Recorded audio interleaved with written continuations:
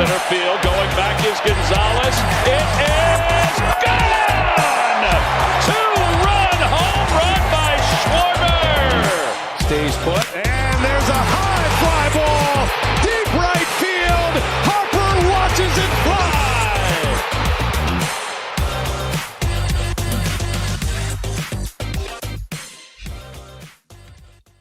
And we're back for another episode of the Double Switch podcast. If there was one episode that I looked forward to every year, it's this. I love talking trades. I love talking free agent signings. I just become like, anything's possible again. You think of all the different possibilities, and it's always fun breaking down the free agent class and what the Phillies can do to get better. And that's a question that's being asked by everyone because it's a complicated, complex question. Because the Phils just won 95 games, and it was a team that has been to the World Series before. It was largely a team that was just more battle-tested than previous years, but it didn't result to more success. So the questions are being asked at this point. What is the answer? And I like to think that I have some ideas, but we'll see. How are you doing, Johnny? I'm doing good, man. I've had a little time to kind of get a little Phillies detox in, but this last week I full back in it. I've always loved the offseason. I love the hot stove. I love the winter meetings. I think it's an exciting time of the year. This year, it's a little different for sure. I think everyone knows that because we have a good team. So now it's about how do we move the needle. Yeah, I agree completely, and I think Dave Dombrowski always has tricks up his sleeves. We've never, ever been able to predict really anything that he's done besides Trey Turner. We had that one down, but everybody knew that was going to happen. But we're going to get on here and kind of try. There's been some leakings in the baseball world. There's been names mentioned, and I think that's how we should kind of base our episode off of. So I'm just going to roll off a couple names here and positions mainly that I notice are coming up more often than not. So obviously you have the two relievers, which are the biggest free agents that we led up this year. You have Carlos Estevez, you have Jeff Hoffman being the better of the two, in my opinion. He's obviously been here longer, and he is close friends with a lot of people on the team. You have Alec Bohm, who has come up a lot in trade conversations lately. I don't know if that's I don't really understand it because the front office is usually pretty mute on stuff. They operate in silence, which kind of makes me question the validity of the whole situation. But nonetheless, Bohmer's come up a lot. We've also been connected to a possible Bohmer replacement, I guess, in Alex Bregman. He's a popular name. And then obviously, the Juan Soto sweepstakes are going to be the main driver of the whole MLB offseason. He's the biggest guy out there. He's the best, one of the best hitters on the planet. And the Phils, being the big market team they are always going to be connected to those guys. So I guess, Johnny, let's kind of just go back and forth here with our ideas for the offseason. I will let you start because I'm curious as to what you have to say. And you kind of pick like the biggest priority and go from most important to least important. All right. Well, whether I think it's the most important or I think it's the most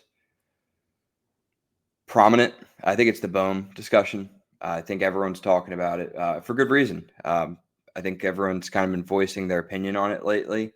We all know Bohm had a really good year last year. I think it was a 780 OPS, hit for great average. Still hasn't developed fully into like what we think his home run power is, but a lot of people are calling to trade him. I see a lot of people think it's due to his character, yada, yada. I've had a tough time grappling with this one because I'm worried that we can't replicate his sort of production. But after like a long look at it, I do think it is the right move to move off of him. Yeah, so it kind of felt like it was always the writing on the wall with him for some reason. The defensive fit was never super good. I really do like Alec Bohm as a hitter. He hasn't developed like I thought he would. I don't know if he's ever going to develop here. I think they're starting to have doubts about that as well. If you're the front office, what do you have planned for Alec Bohm? Do you have any Alec Bohm trades down on your list, or do you just want to go to mine? A couple ideas I floated around. I think it would have to be for an outfielder, a younger outfielder. Although I do realize that's hard based off the outfield market. I think a couple names I was looking at: Willie Abreu, Brent Rooker. Brent Rooker obviously would take like a top line prospect along with Alec Bohm, which is a large ask for a guy that's 30 years old. But I like Rooker. I understand the defensive concerns. I'm willing to deal with that because I'm tired of not having a good outfield.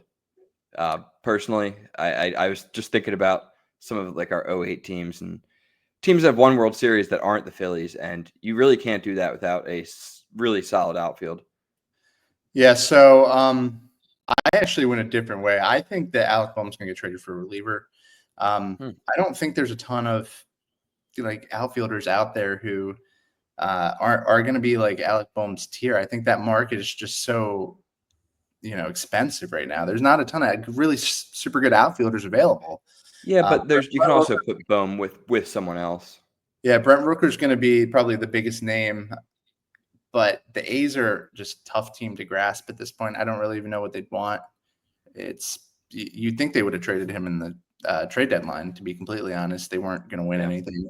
Willie Abreu is another interesting name. He was on my fantasy team, so I had a front row seat for him. He's actually kind of good.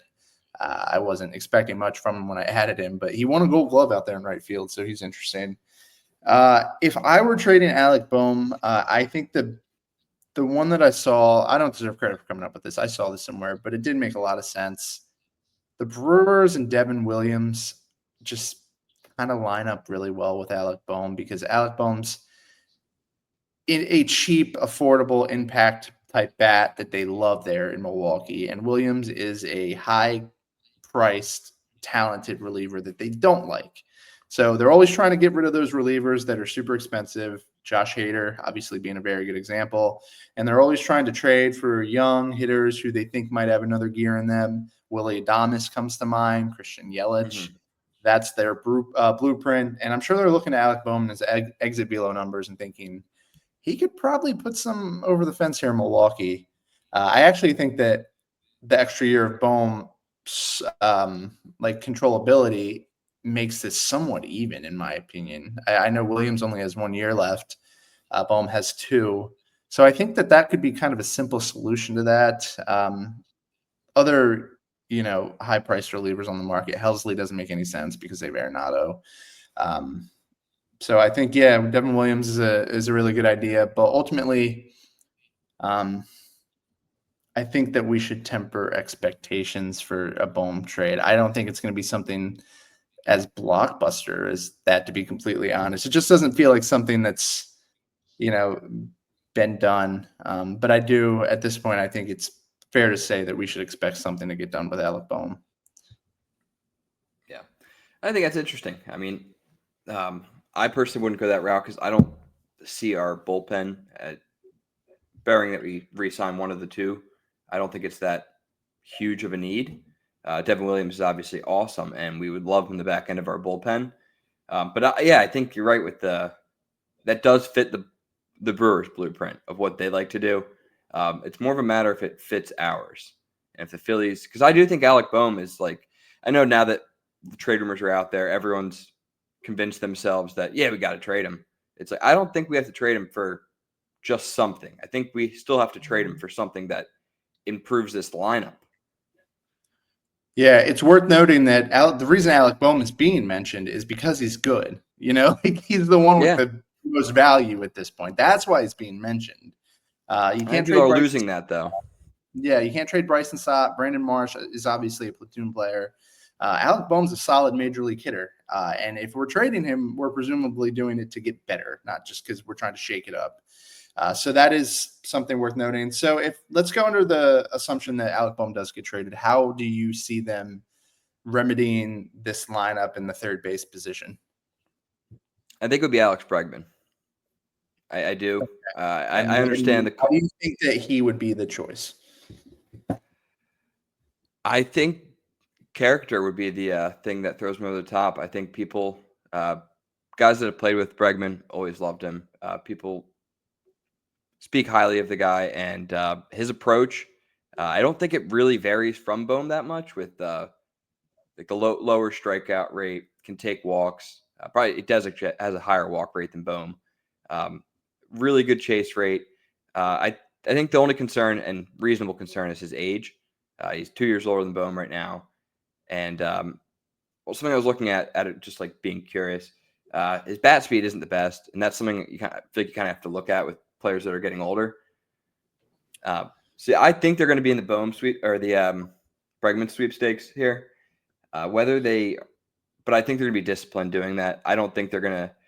I think they probably have learned from this trade contract that maybe don't throw those extra years out just to get the guy. I don't think so Middleton's gonna do one of those crazy give them the extra 3 years just so we can get him kind of thing.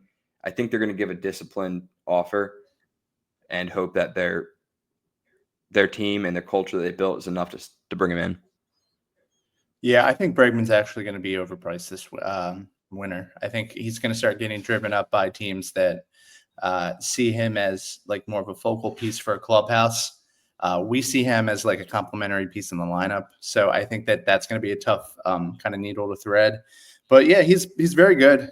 He has terrific strike zone awareness. The bat speed has never been super good, and it's not like it's getting worse quickly. It's just he's never been a strong bat speed player. He's kind of feasted on that short left field wall in Houston. But if he's coming here, you don't really worry about that because it's not the biggest ballpark here either. He's a perfect lineup fit for this lineup. I said that as soon as the Phillies got bounced, I knew that is the player that would kind of diversify this lineup into something that would be much more tougher to navigate come October. But like I said, I do think he's going to be expensive, and I think that's going to complicate things. To kind of transition to my player, I'm thinking in the same mold as you, a veteran, disciplined hitter. I'm just a little tier down. Justin Turner is a name that has not been mentioned with the Phillies, and he's kind of just like an older Bregman. It's just cheaper and worse on defense. And I know that doesn't sound fun for anybody, but no, not really. He's been a really good hitter for a long time. And I know that he is more than willing to take his walks. And it's just, you look at some of these teams that do really well in the playoffs, like the Mets kind of come to mind. They have like these veteran hitters down towards the bottom of their lineup that are just tough at bats still, like Tommy Pham. And then the Dodgers with like Kike Hernandez. It's just, they have these good hitters that have been doing it for a long time. The JD Martinez types that they're still tough outs, but they're not the players they once were, and they're not paying them like the players they once were. I think the word's complementary pieces. I just think that's what they are at this point. And Justin Turner is still a good hitter. He's aged very well, and I think he'll come at a much cheaper price tag. There's a reason for that. He's not Bregman, and he's much older, and he's not as good on defense. But if you're trying to replace Alec Bohm, Justin Turner's getting you there. Like he's like Bregman's better than Bohm, but Justin Turner's filling the spot that Bohm left. It's kind of a different way of looking at it. So like, do you want to fill Bohm's spot or do you want to upgrade Bohm's spot? And I kind of went the conservative way of just fill Bohm's spot. Yeah. It does fill. I mean, I don't think they really have the same. I would have to look at some of Turner's like OPS numbers and things like that. I'm not even sure what like his strikeout walk breakdown looks like. But I really do think that we might be overvaluing the effect Alec Bohm has on this team. He's a high average guy, high RBI guy, but really not the best on base guy. And that is an issue. So let me roll up. Oh, sorry. I looked up Justin Turner. No, you go first.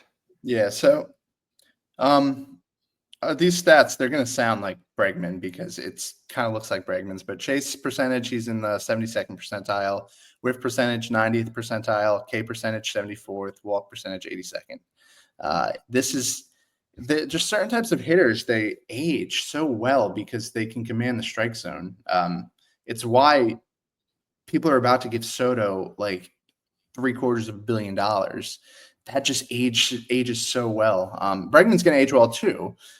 I think we're kind of talking about the same player, just at different points in their career, to be completely honest. But what were you saying? What in that case, if say we're going that route, go with how old's Justin Turner? Justin Turner is 30. He's going to be 40. Yeah. So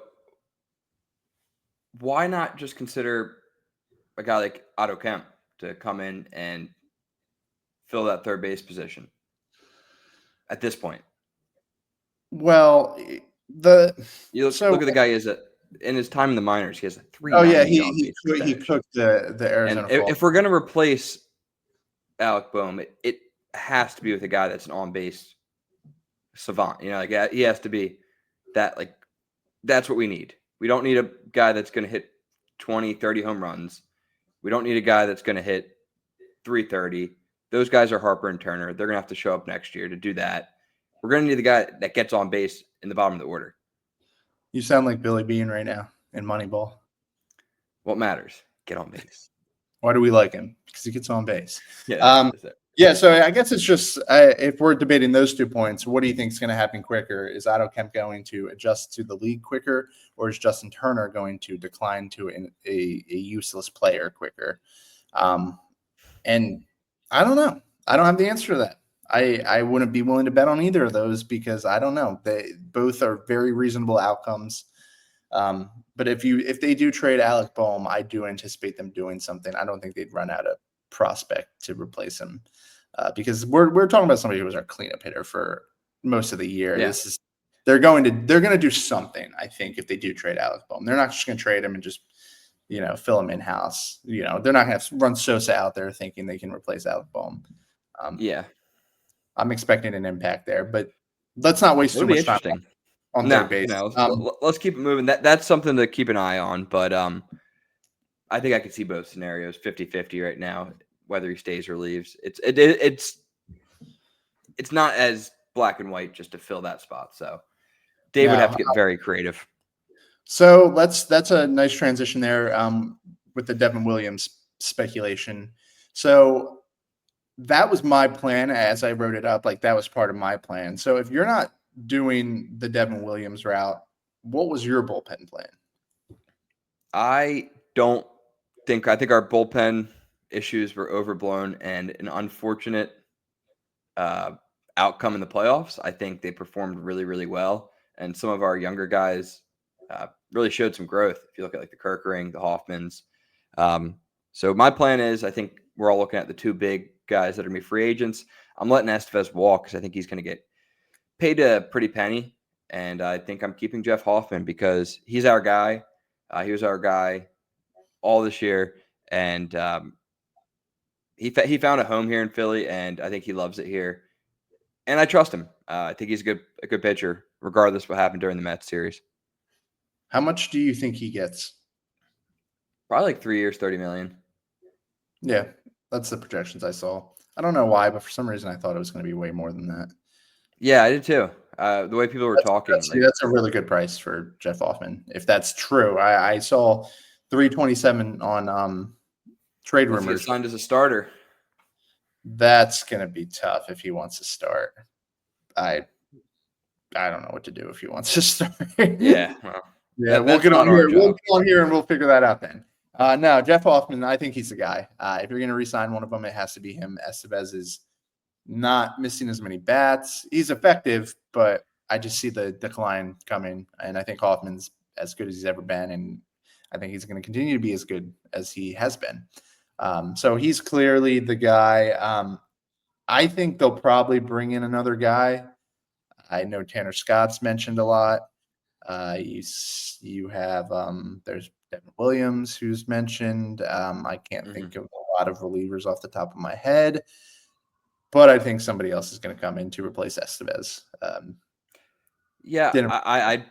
don't think they will. I don't think there'll be anything notable. I think they'll probably try to go with the kind of the Phillies been doing, like bullpen things, trying to Jeff Hoffman.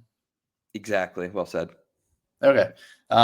No predictions on who they're going to sign and who's going to become the next Jeff Hoffman. Do you have if I that? knew who was going to be if I knew who's going to be the next all-star reliever pitcher before the Phillies, hopefully they would have me on their payroll.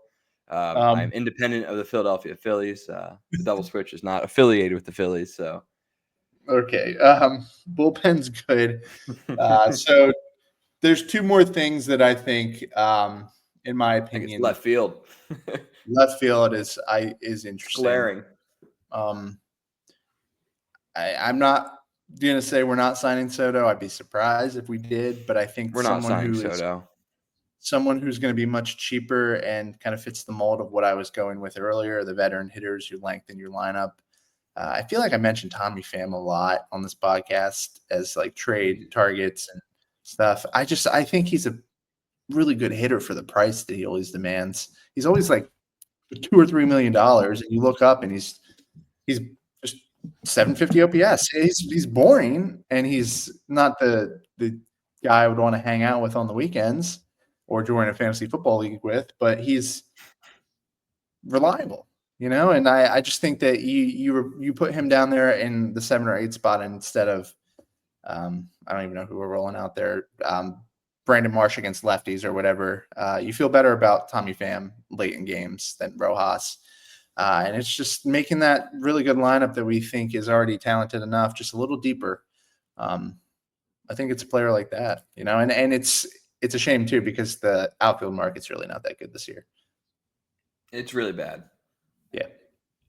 I'm bringing it up. That's interesting. Tommy Pham is a very boring answer. You're right. Do you have any? Please enlighten me with the fun, exciting name. I'm ready. No. You're actually. This is going to make more people upset, probably. I think we fill it internally. Oh God, that's even more boring. All right. Like you said, the outfield market, it stinks.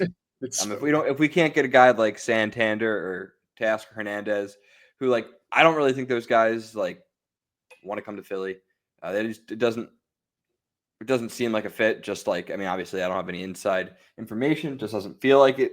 I think we have a bunch of guys that are young that we keep failing to give a chance to. And I think we try to fill it with guys like Austin Hayes, and we try to do things like that are just that fail miserably. So I think you look at the Weston Wilsons, the Cal Stevenson, the Cody Clemens, Gabriel Rincones, Carlos De La Cruz, even Justin Crawford in spring training. You look at those 5 and you tell them, I know some of you are in AA, some of you are in AAA. I don't care. Play good ball. Create a competition. Whoever, 2 of someone you. Win a someone yeah. win a spot. If it, and 3 of those guys could win a spot, because I think the Phillies know better than anyone that any change from our current outfield product is better than last year. Agreed. It was really bad. It was ugly. I wouldn't be surprised. I think if they go get an Alex, I think it's likely. I think that's very likely. I think it's another case. I think it's another case of us sitting here at the end of the year and being like, left field's broken. Let's go buy it and fix it. That's not how it works. That's not how good baseball teams work. And we have to get out of that chain, because we're not just going to go spend $300 million on a star player every single offseason. And it didn't work. We've been doing that, and it hasn't worked. When's the last time we won a World Series? So no, go fix it. Yeah, I know. Yeah. I'm tired of it. I'm tired of it wanting the shiniest toy. We have to develop our guys within and put them in spots to succeed. And we got to fix the $300 million player we do have. Exactly. Yeah, I mean, if he, all right, we won't go down that rabbit hole. It's a dangerous one. But I think, all right, that's good on left field. Let's talk about a $120 million player that we think needs to be a part of the offseason talking points. We need to find a succession plan for JT Realmuto, because it's his last year. He's old. He's not He doesn't have much left in the tank, in my opinion. I think this is probably going to be the last year of him being like an above average catcher, to be completely honest. And he's going to be 30. He's going to be 35, and you don't lock up 35-year-old catchers for the foreseeable future. And Garrett Stubbs, as fun as he is in the clubhouse and celebrations, he can't hit at all. He's just not a very good hitter. He's not a starting caliber catcher.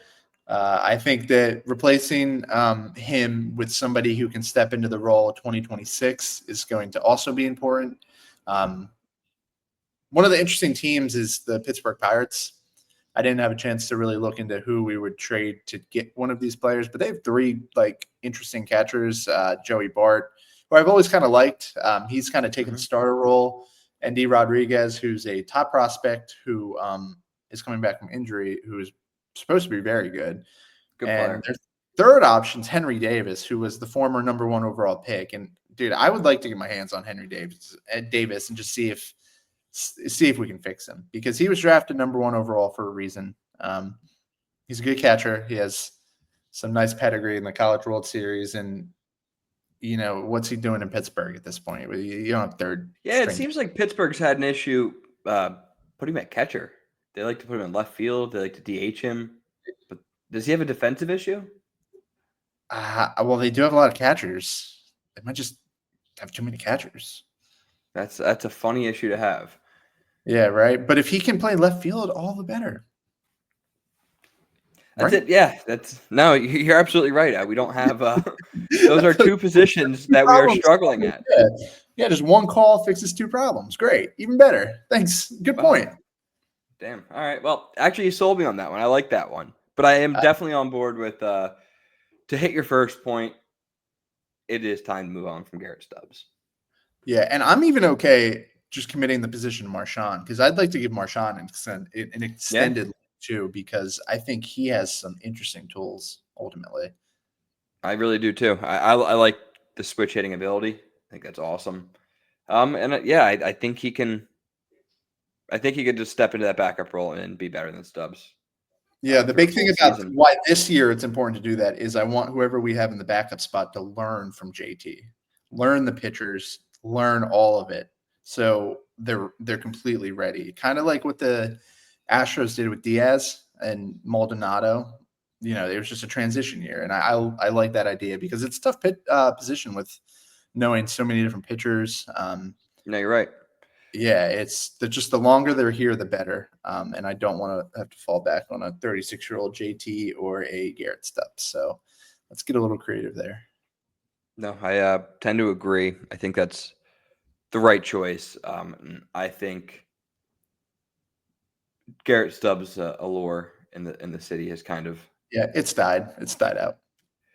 Yeah, he's kind of become the face of these like failures. I want to say it sounds bad saying that, but obviously the Arizona comment last year. I was just gonna say that comment really started things off. The stupid overalls. I just now they frustrate me. I used to think they were cool and funny, but now they're just annoying. Yeah, I think it's time. Yeah, he's one of those guys where it's not so fun when we're not winning. Yeah, but backup catcher, I think we should talk about. We should be talking about this offseason. Do you have anything else on your list? Because that's all I got. That is also all I have. I guess something I think it's not something we're going to do and probably isn't really necessary for this episode, but I think a lot of our improvements next year come from a stop bounce back year and Trey Turner just getting back to the high average, the high hits, and get rid of that long loopy swing. No, and if I think that what people aren't talking about enough is if we let go of Bohm, he has to do what Alec Bohm did because that is the player he is. Alec Bohm was basically being Trey Turner this year. It's weird to say. But no, you're right. You're completely right. A lot of the improvements are going to come from within and making the players we have hopefully better at closer to the player we think they are. And one last thing is having Andrew Painter in this rotation for the second half of the year. I'm so excited. I am too. I think this is finally the year where all of our prospect junkies might get a little something. I think we're going to see Painter. I think we're going to see Otto Kemp. I think we're going to see Justin Crawford. I think those are things that we need to look at and be optimistic about, because wishing for Middleton and Dombrowski to spend a couple $100 million to put us in a World Series isn't sustainable. No, it's not. Yeah, so I'm excited for. I'm already counting down the days till Andrew Painter's debut. I will be there. Yeah, I will be in absolutely. attendance when Andrew Painter takes them out. It's his Spank Park, but that's kind of all I have. I feel like these kind of get boring and more boring every year, but that's okay. That just means that we think that the team's ultimately good enough. I think they're good enough, and I think that just an off season of fixing some of the problems will be enough for us to go into next season with high hopes again. I think that's very well said. We do have a great team.